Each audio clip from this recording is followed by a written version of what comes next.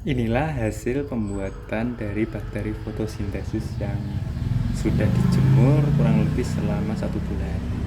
Nah, dari sini, dari botol kecil ini bisa kita buat sampai sebesar ini. Jadi hampir 14 liter air. Mau tahu cara membuatnya? Yuk simak tutorial berikut ini. Aduh jatuh.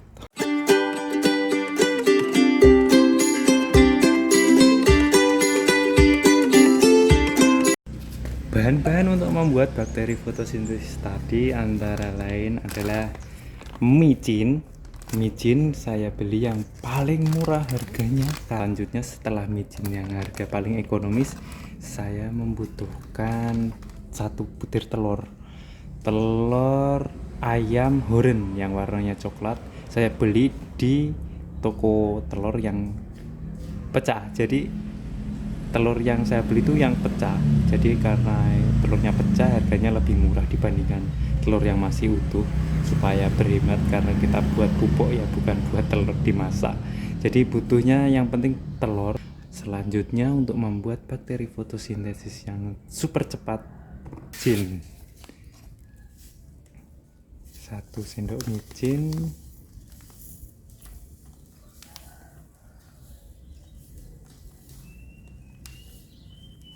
kita tuangkan ke dalam telur, lalu kita aduk-aduk sampai merata ya.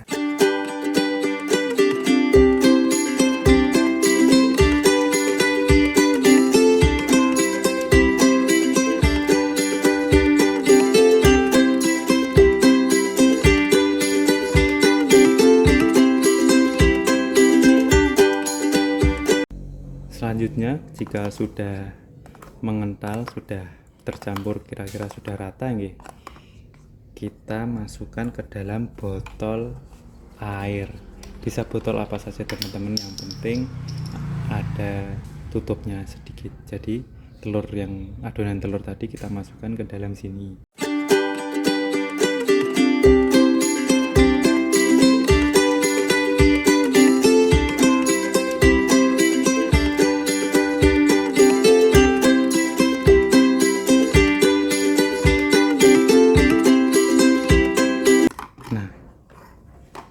Setelah kira-kira masuk, biar seperti ini kira-kira hasilnya.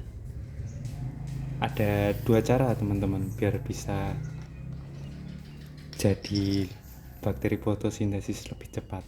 Yang pertama, jika teman-teman sudah punya biang bakteri fotosintesis seperti saya, kita bisa nambahkan sedikit nih di sini, 1 tutup botol biang jamu bakteri fotosintesis ini. Tapi bagi teman-teman yang belum punya biang juga bisa, tanpa perlu biang PSB, kita bisa aplikasikan juga biar supaya jadi. Caranya adalah kita jemur adonan telur dan micin ini di sinar matahari kurang lebih selama 2 hari. Dibuka sedikit ya teman-teman, terus kita taruh di bawah sinar matahari kurang lebih 2 hari. Setelah dijemur 2 hari, hasilnya kurang lebih seperti ini. Jadi telur-telur tadi, adonan telurnya tadi lebih coklat.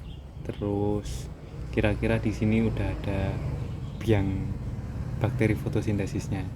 Yuk sekarang kita aplikasikan ke dalam galon air yang sudah kita siapkan kemarin. Ini dia air yang sudah kita siapkan untuk calon bakteri fotosintesisnya.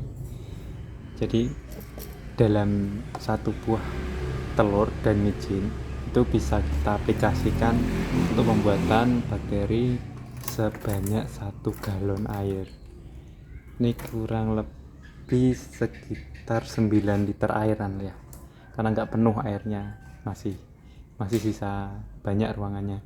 Jadi cara pengaplikasiannya adalah kita buka, dari kemarin kan kita tutup sedikit tuh, sekarang kita buka, kita masukkan ke dalam sini.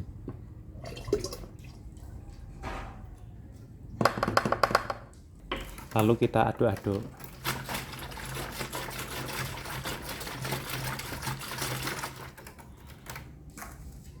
Nah, setelah kita aduk-aduk, bagi teman-teman yang sudah punya biang bakteri fotosintesis bisa langsung dicampurkan ke dalam sini. Tapi bagi teman-teman yang belum juga bisa, tapi hasilnya sedikit lama dan ada peluang untuk bisa jadi bakteri hijau dan bisa jadi bakteri merah. Jadi dari cara yang saya aplikasikan tadi ada dua peluang. Pertama jadi bakteri merah, ini udah pekat banget ya, sampai hampir menghitam bakteri fotosintesisnya. Terus bisa juga nanti dari sini tuh jadi bakteri fotosintesis hijau. Keduanya sama sih, cuma yang langka hijau karena kebanyakan yang jadi itu warna merah. Nah, selanjutnya kita jemur ya teman-teman. Jadi bakteri fotosintesis adonan tadi kita kocok-kocok, terus kita tutup ini pakai dikasih kain. Supaya apa? Supaya tidak jadi sarang nyamuk teman-teman ya.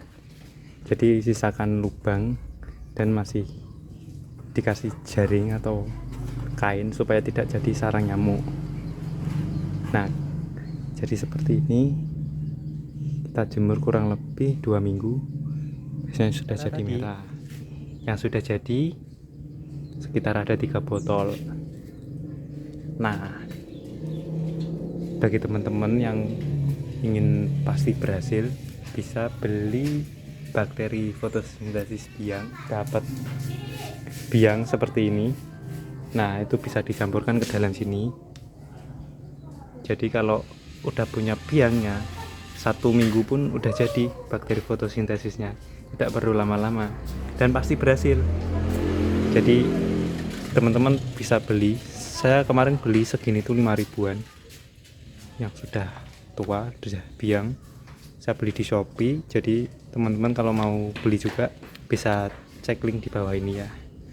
Buat teman-teman, saya sudah mengaplikasikan bakteri fotosintesis di tanaman jambu saya ini. Jadi kurang lebih 2 minggu saya semprot per 2 hari sekali karena saya punya PSB banyak ya, dan hasilnya memang memuaskan sih. Jadi jambunya hampir semuanya berbuah.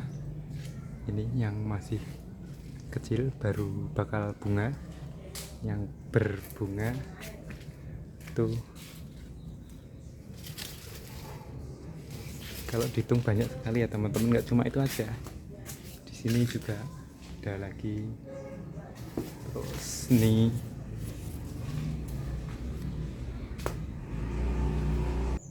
memang benar meningkatkan 30% produktivitas tanaman, baik itu tanaman bunga ataupun buah. Ini saya aplikasikan di tanaman jambu biji, hasilnya memang memuaskan bakteri fotosintesisnya.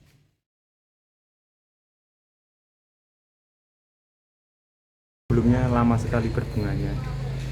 Jadi kalau ditanya resepnya apa ya biar anggrek-anggreknya dan buah-buahnya banyak hasilnya, yaitu nggak bukan adalah bakteri fotosintesis ya. Itu teman-teman review dari saya. Terima kasih. Wassalamualaikum warahmatullahi wabarakatuh.